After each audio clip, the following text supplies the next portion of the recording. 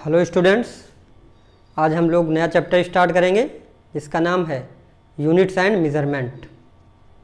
तो सबसे पहले हमको यहाँ ये समझ लेना चाहिए कि यूनिट किस चीज़ की होगी या किसका यूनिट हम निकालेंगे या मेज़रमेंट किस चीज़ का करेंगे। तो जैसा कि हम जानते हैं कोई ना कोई क्वांटिटी होगी जिसका हम लोग मेज़रमेंट भी करेंगे और उसकी यूनिट भी निकालेंगे।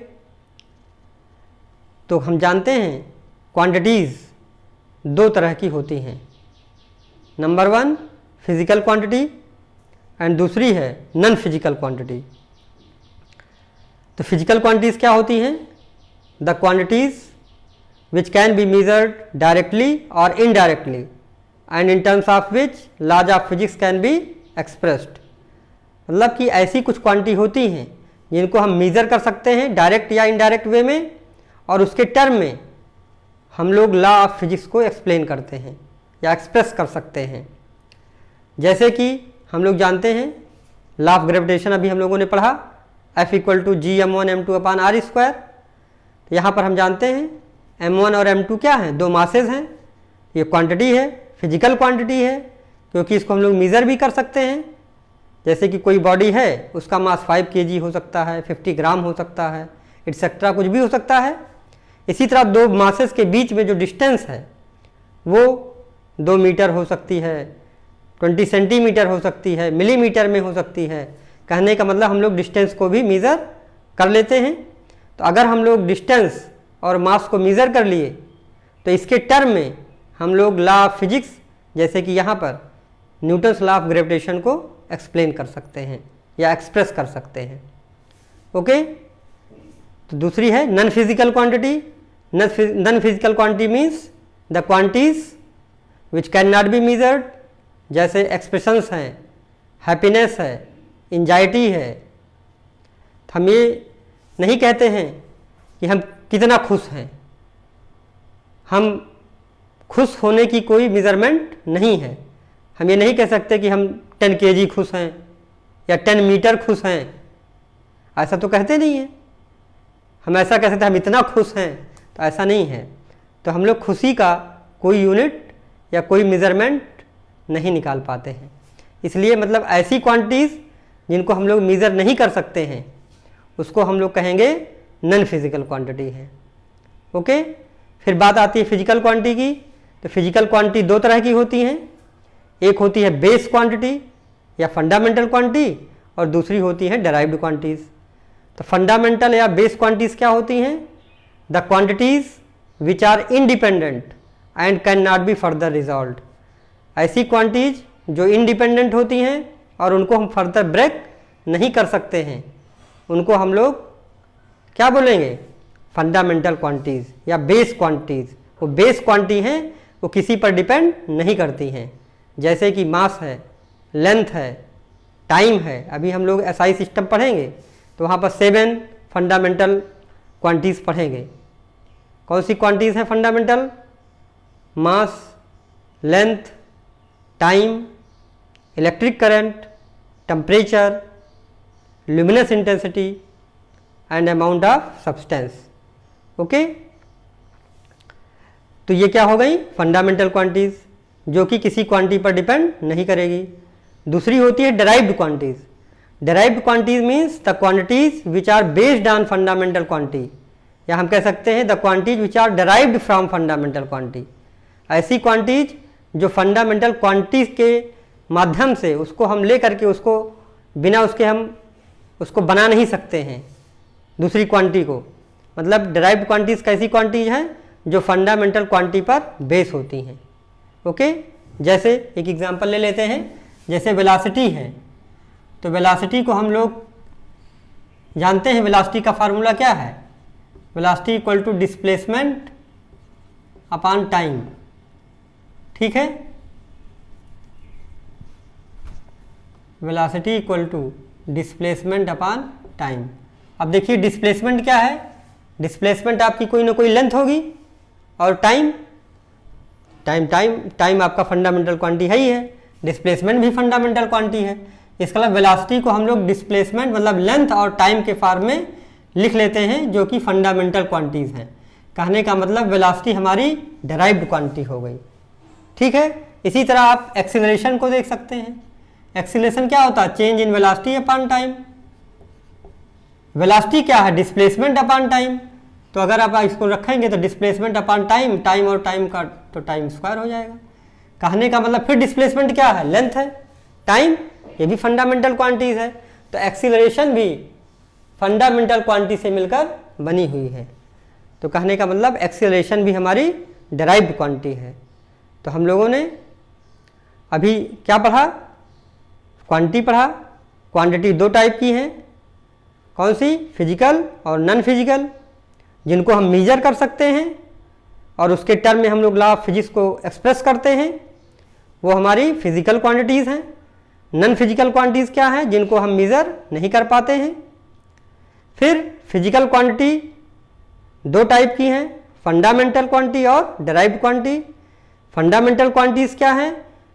जो इंडिपेंडेंट होती हैं और उनको एक्सप्रेस करने के लिए हमें किसी क्वांटिटी की ज़रूरत नहीं पड़ती है। दूसरी क्या है? डेराइव्ड क्वांटिटी, जो फंडामेंटल क्वांटिटी से मिलकर बनती है, उनको हम लोग डेराइव्ड क्वांटिटी बोलते हैं। ओके, यहाँ पर हमने नोट्स लिखा है, इसको नोट कर लीजिए, फिर आगे चलते हैं। नोट कर लीजिए। आइए अब हम लोग मेज़रमेंट स्टार्ट करते हैं। What is measurement? तो जैसा कि हम जानते हैं मेज़रमेंट किसी फिजिकल क्वांटिटी का करेंगे। तो सपोज करिए हमें अगर इस बोर्ड की लेंथ और ब्रेड्थ को मेज़र करना है, मान लीजिए लेंथ मेज़र करना है, तो इसके लिए सबसे पहले हमें किसी न किसी स्टैंडर्ड को चूज़ करना पड़ेगा, रेफरेंस स्टैंडर्ड। तो स्टैंडर्ड जब हम चूज़ करेंगे, सपोज करिए इस बोर्ड की लेंथ मेज़र करने के लिए हम इस मार्कर को अगर हमने स्टैंडर्ड बना लिया, ओके, तो हम ये देखेंगे कि ये मार्कर की जो भी लेंथ है, ये मार्कर इस हमारे बोर्ड की लेंथ में कितने टाइम्स आ रहा है, इसको हम इसको चेक करेंगे। जैसे हमारा ये बोर्ड है, इसको 1 मार्कर, 2 मार्कर, इस तरह काउंट करते चले जाएंगे। सपोज करिए ये 10 मार्कर आया, तो हमारा बोर्ड की लेंथ क्या बनेगी? बोर्ड की जो लेंथ बनेगी वो बनेगी 10 मार्कर। ओके, तो यहाँ पर मार्कर हमारा क्या है? यही स्टैंडर्ड है, मतलब standard amount of physical quantity chosen to measure the physical quantity of same kind, और इसी को हम लोग बोलते हैं यूनिट। ठीक है, तो जो भी स्टैंडर्ड हम चूज करेंगे, जैसे हम लोग स्टैंडर्ड लेंथ के लिए जानते हैं मीटर है, सेंटीमीटर है, मिलीमीटर है, ये हमारे लेंथ के स्टैंडर्ड हैं, और इसी स्टैंडर्ड को ही हम यूनिट बोलते हैं। जैसे यहाँ पर हमने समझा लेंथ क्या है, यहाँ आया 10 मार्कर, तो मार्कर हमारी क्या है? यहाँ पर यूनिट है। ओके, मार्कर यहाँ पर हमारी, इसी को हम लोग यूनिट बोलेंगे। और 10 क्या है यहाँ पर? 10 इसको हम लोग न्यूमेरिकल वैल्यू बोलते हैं। क्या बोलेंगे? Numerical value. तो कहने का मतलब अगर कोई क्वांटिटी आप लिखते हैं तो क्वांटिटी किसके बराबर होगी?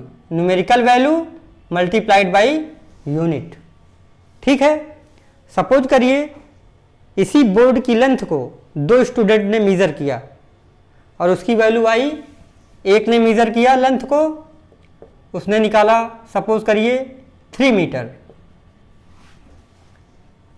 दूसरे स्टूडेंट ने मेजर किया इसी लेंथ को, उसने निकाला 300 सेंटीमीटर।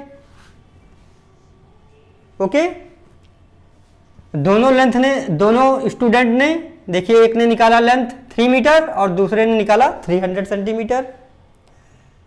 तो दोनों क्वांटिटी तो सेम है क्योंकि बोर्ड वही है, उसकी लेंथ तो बदलेगी नहीं। लेकिन यहाँ पर देखिए ध्यान से, क्या आ रहा? लेंथ यहाँ पर 3 मीटर, तो मीटर क्या है? यूनिट, ये स्टैंडर्ड है लेंथ के लिए, ये हमारी यूनिट है। तो जब मीटर है तो यहाँ न्यूमेरिकल वैल्यू 3 है, जब यहाँ यूनिट सेंटीमीटर है तो यहाँ पर न्यूमेरिकल वैल्यू 300 है। ओके, तो यहाँ पर ध्यान से देखिए, जितनी छोटी यूनिट होगी, हम जानते हैं सेंटीमीटर छोटी यूनिट है मीटर से, तो सेंटीमीटर छोटी यूनिट है, तो देखिए यहाँ न्यूमेरिकल वैल्यू ज़्यादा है, बड़ी है। और यहाँ अगर यूनिट हमारी मीटर, मीटर हमारा बड़ा होता है, 1 मीटर में 100 सेंटीमीटर हम जानते हैं, तो मीटर बड़ा है। तो मीटर देखिए बड़ी यूनिट लिया तो न्यूमेरिकल वैल्यू क्या आई, छोटी। ठीक है, तो यहाँ पर हम देखते हैं अगर किसी क्वांटिटी को आप मेजर करते हैं तो उस क्वांटिटी को देखिए लिखने का फार्मूला क्या है, quantity equal to numerical value into unit. Okay, तो किसी क्वांटिटी को अगर हम यहाँ लिखते हैं मान लीजिए, तो अगर इसको देखते हैं तो इसको हम क्या लिख सकते हैं, यहाँ न्यूमेरिकल वैल्यू मान लीजिए n1 u1, इसको हम मान लेते हैं n2 u2, और क्वांटिटी हमारी यहाँ क्या है, लेंथ, यहाँ भी क्वांटिटी क्या है, वही लेंथ, दोनों हमारी सेम क्वांटिटी है, बोर्ड की लेंथ को हम मेजर कर रहे हैं। तो यहाँ हमारा देखिए फार्मूला क्या बन गया, quantity equal to n1 u1 equal to n2 u2। इसी तरह n3 u3 भी हो सकता है। मान लीजिए इसको हम मिलीमीटर में नापते तो 3000 मिलीमीटर आता, क्योंकि 1 सेंटीमीटर में 10 मिलीमीटर।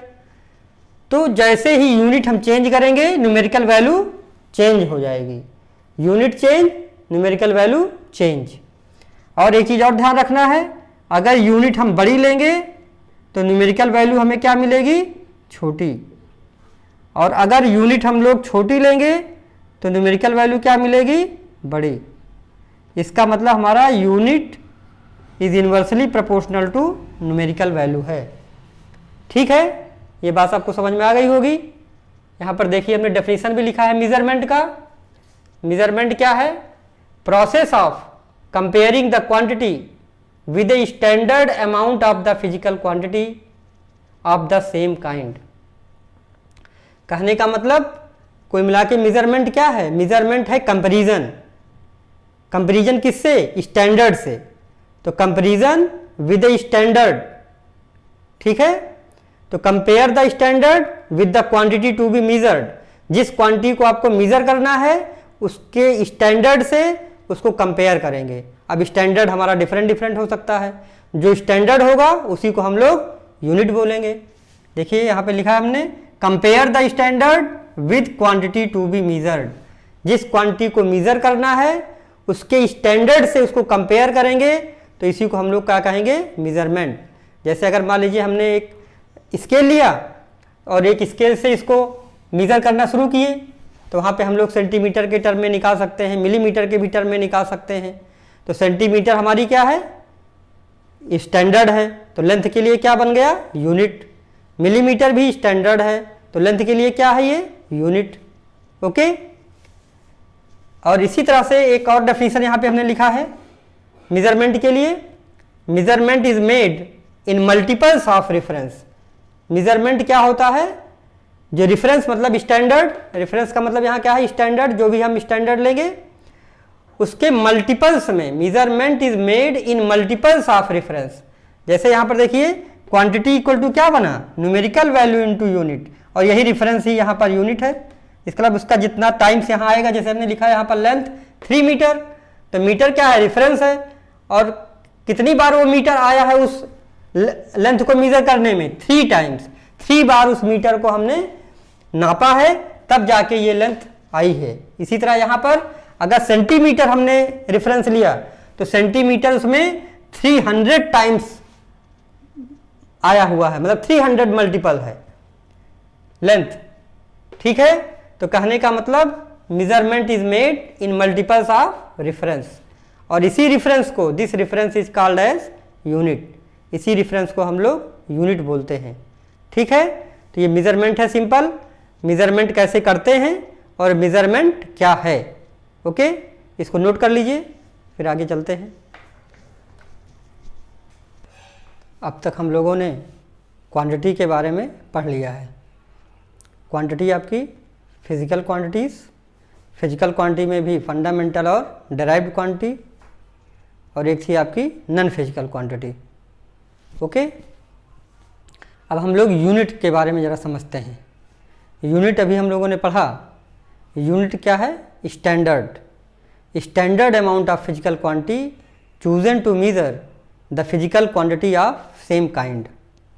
उसको हम लोग यूनिट बोलेंगे। यहाँ पर डेफिनेशन लिख दिया है, the standard amount of a physical quantity chosen to measure the physical quantity of the same kind is called a physical unit. अब यूनिट बनाते समय हमें उसकी कुछ करेक्टरिस्टिक्स को भी ध्यान रखना पड़ेगा।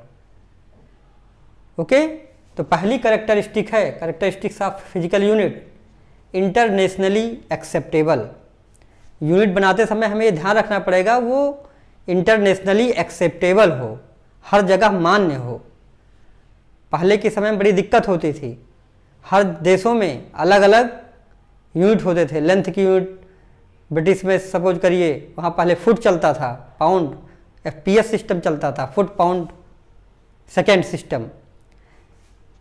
आपके फ्रेंच में आपका MKS सिस्टम था, मीटर किलोग्राम सेकेंड, वहाँ लेंथ मीटर में मेज़र किया जाता था।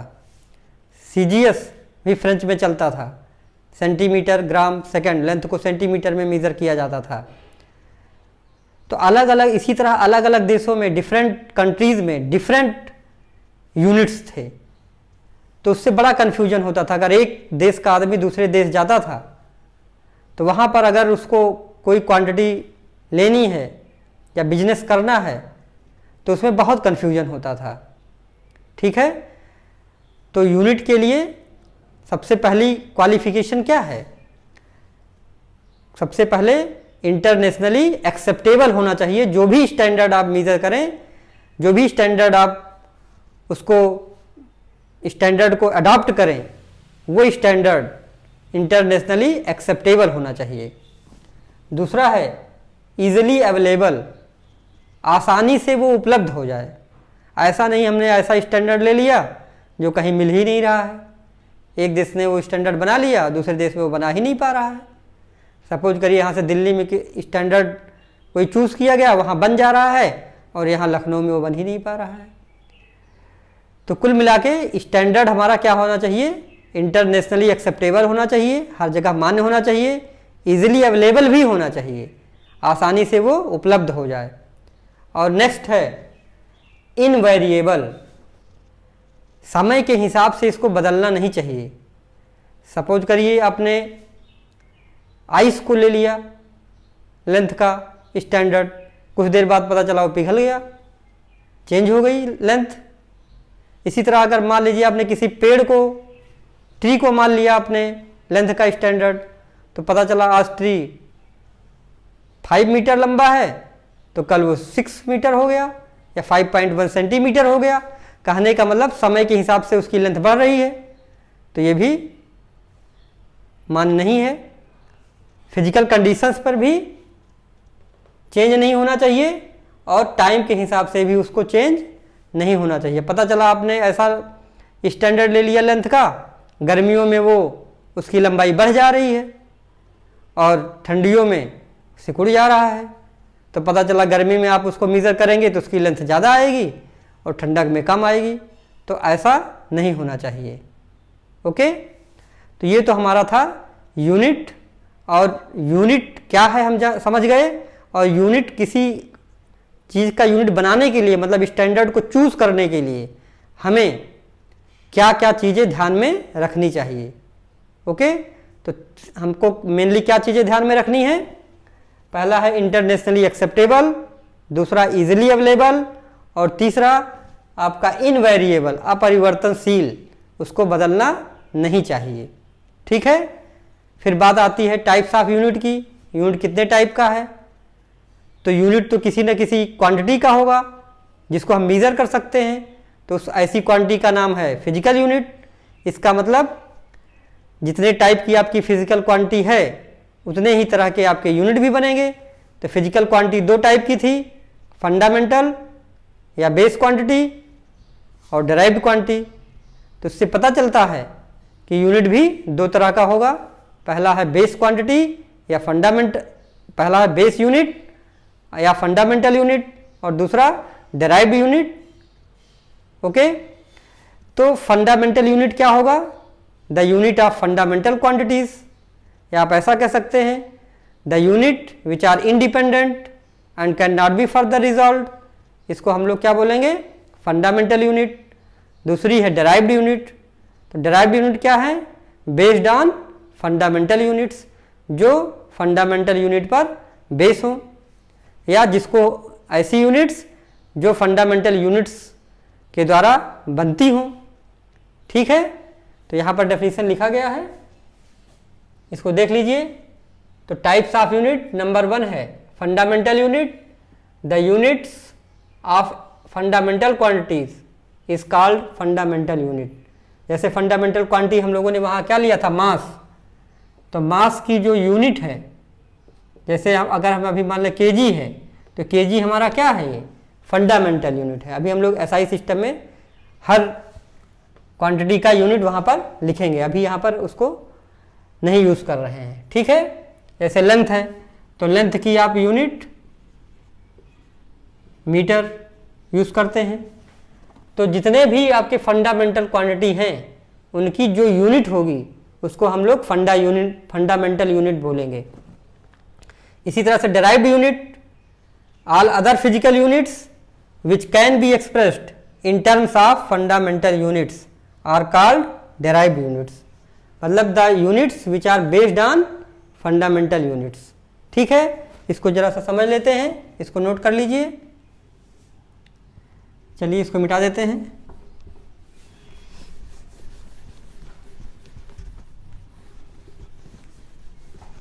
जैसे डेराइव्ड यूनिट है, एक दो डेराइव्ड यूनिट यहाँ पर बना लिया जाए। जैसे डेराइव्ड क्वांटिटी, अब डेराइव्ड क्वांटिटी आप बनाएंगे तो जो डेराइव्ड क्वांटिटी की यूनिट होगी वही डेराइव्ड यूनिट होगी। मतलब the unit of derived quantities are called as derived units. तो सपोज करिए हमारी डेराइव्ड, हमने अभी एक एग्जांपल लिया था डेराइव्ड क्वांटिटी के लिए, वेलोसिटी। तो वेलोसिटी इक्वल टू हमारा क्या था, डिस्प्लेसमेंट अपॉन टाइम। तो डिस्प्लेसमेंट क्या है आपकी, लेंथ। तो लेंथ को सपोज करिए हमने इसमें किस में मेजर किया है, मीटर में। टाइम सेकेंड, तो आपका वेलोसिटी की यूनिट क्या आ गई, मीटर पर सेकेंड। तो वेलोसिटी मीटर से और सेकेंड से मिलकर बन रही वेलोसिटी की यूनिट, जो कि मीटर और सेकेंड दोनों क्या है, फंडामेंटल यूनिट है। तो कहने का मतलब डेराइव्ड यूनिट्स फंडामेंटल यूनिट्स के द्वारा बनाई जाती हैं। एक और एग्जांपल ले लिए, सपोज करिए एक्सीलरेशन, अभी आपने वहाँ लिया था डेराइव्ड क्वांटिटी में। तो एक्सीलरेशन क्या था, change in velocity upon time. अब चेंज इन वेलोसिटी है, तो displacement upon time. Displacement upon time, और टाइम आपका पहले से है, तो डिस्प्लेसमेंट अपॉन टाइम का स्क्वायर। अब डिस्प्लेसमेंट किस में मेजर करते हैं, लेंथ है, तो लेंथ आप मीटर में, और टाइम सेकेंड में, तो सेकेंड का स्क्वायर। तो एक्सीलरेशन की यूनिट क्या बनी, मीटर पर सेकेंड स्क्वायर। तो इस तरह से जो भी यूनिट, अब यहाँ पर देखिए मीटर आपका फंडामेंटल है और सेकेंड भी फंडामेंटल यूनिट है। तो ऐसी यूनिट्स जो फंडामेंटल यूनिट्स के सहयोग से बनाई जाएगी उसको डेराइव्ड यूनिट बोलेंगे। और ऐसी यूनिट जो इंडिपेंडेंट हैं अपने में, उनको फर्दर हम रिजॉल्व नहीं कर सकते हैं, उनको हम लोग फंडामेंटल यूनिट बोलेंगे या बेस यूनिट बोलेंगे। ओके, इसको नोट कर लीजिए। हमारा नेक्स्ट टॉपिक है system of units. System of units ऐसी सेट ऑफ यूनिट्स हैं जिसके द्वारा हम सारी फिजिकल क्वांटिटीज़ को मेजर कर सकते हैं। कहने का मतलब है फंडामेंटल और डेराइव्ड सभी तरह की क्वांटिटीज़ को हम लोग मेजर कर सकते हैं सिस्टम ऑफ यूनिट्स से। तो system of units means set of all fundamental and derived units. Okay, पहले 1971 के पहले, यहाँ पर चार्ट बनाया हमने, 1971 के पहले 3 सिस्टम ऑफ यूनिट्स चलते थे। पहला था CGS और गॉसियन सिस्टम, दूसरा था FPS और ब्रिटिश सिस्टम, तीसरा था MKS और मीट्रिक सिस्टम। ओके, तो 1971 के पहले हर देश में अलग अलग अपना सिस्टम ऑफ यूनिट चलता था, जिससे के कारण बहुत ही कन्फ्यूज़न क्रिएट होता था। बाद में 1971 में एक संस्था बनाई गई जिसका नाम था general conference on weight and measures. ये फ्रांस में बनाया गया और वहाँ पर 71 में एक मीटिंग हुई। फिर उस मीटिंग में एक globally accepted system for measurement तैयार किया गया जो हर देश में माने जाने लगा, जिससे कि हर देश में एक ही यूनिट यूज़ होने लगी और बहुत ही सुविधा हो गई सारे देशों के लिए बिजनेस पर्पज से। ओके, तो यहाँ पर हम समझते हैं सबसे पहली यूनिट थी हमारी CGS और गॉसियन सिस्टम। इसमें लेंथ को सेंटीमीटर में, मास को ग्राम में और टाइम को सेकंड में मेजर करते थे। इसी तरह यह PS सिस्टम था, ये ब्रिटिश सिस्टम था और अंग्रेज और उनके जो गुलाम देश थे वहाँ पर ये सिस्टम यूज होता था। जैसे कि लेंथ फुट में, मास पाउंड में और टाइम सेकंड में मेजर किया जाता था। और MKS इसको मीट्रिक सिस्टम भी बोलते हैं। लेंथ मीटर में, मास किलोग्राम में और टाइम सेकंड से मेजर किया जाता था। ओके, उसके बाद जो SI सिस्टम बना, इंटरनेशनल सिस्टम ऑफ यूनिट्स, जो 1971 में बना, उसका फ्रेंच नेम है सिस्टम इंटरनेशनले डी यूनिट्स और इसी को हम लोग globally accepted system for measurement बोलते हैं। ठीक है, तो आज हम लोग यही इतना पढ़ते हैं। नेक्स्ट हम लोग system SI system international system of units को डिटेल में पढ़ेंगे नेक्स्ट लेक्चर में। Okay, thank you.